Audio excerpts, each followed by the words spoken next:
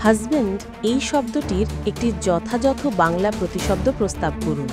যথাযথ বাংলা প্রতিশব্দ খুঁজে পেলে আমি সর্বদা ইংরেজি শব্দ এড়িয়ে চলার চেষ্টা করি।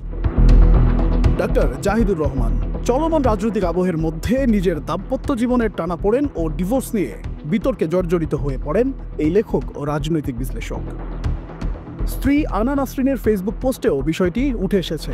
তিনি লিখছেন, কুচক্রী মহল ইচ্ছাকৃতভাবে দাম্পত্য সঙ্গী শব্দটিকে বিকৃত করে লিভিং পার্টনার অর্থে প্রয়োগ করছে। নিতান্ত বাধ্য হয়ে আদালতে স্বামী শব্দটির ব্যবহার করলেও এই শব্দটির প্রতি আমার তীব্র অশ্রদ্ধা রয়েছে। কারণ স্বামী শব্দের আবিধানিক অর্থ প্রভু, মনিব, অধিপতি, যা নারীকে সমান মর্যাদার সঙ্গী হিসেবে নয় বরং অধীনস্থ হিসেবে উপস্থাপন করে। আমি বিশ্বাস করি সম্পর্ক ভালোবাসা, সম্মান ও সমতার উপর প্রতিষ্ঠিত। তার জন্য নতুন শব্দচর্চা জরুরি। ভাষা বদলালে সমাজও বদলাবে। গত 17 সেপ্টেম্বর স্ত্রীকে ডিভোর্সের নোটিশ পাঠিয়েছেন ডাক্তার জাহেদ।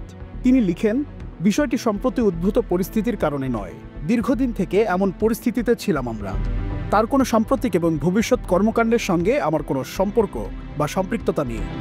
ডাক্তার জাহেদ আরও বলেন, আমাকে কেউ কোনোভাবে ব্ল্যাকমেইল করে কিছু করাচ্ছে বা বলাচ্ছে এমন দাবি সর্বৈব মিথ্যা, যার মাধ্যমে আমার অ্যাক্টিভিজমকে প্রশ্ন করার চেষ্টা করা হচ্ছে নানা মহল থেকে।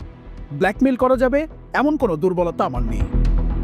একই সাথে তিনি জানান, তার স্ত্রী আনা নাসরিনের সাম্প্রতিক সময়ে তাকে জড়িয়ে যেসব কথা বলেছেন এবং সেটা নিয়ে অনেককে যেসব স্পেকুলেশন করছেন, সেসব নিয়ে আত্মপক্ষ সমর্থন করে সামাজিক মাধ্যমে কোনো বক্তব্য ডাক্তার জাহেদ দেবেন না। ব্যক্তিগত বিষয় নিয়ে সামাজিক মাধ্যমে কথা বলার চর্চাকে তিনি অরুচিকর বলে মনে করেন। ডেস্ক রিপোর্ট, দৈনিক মানবজমিন।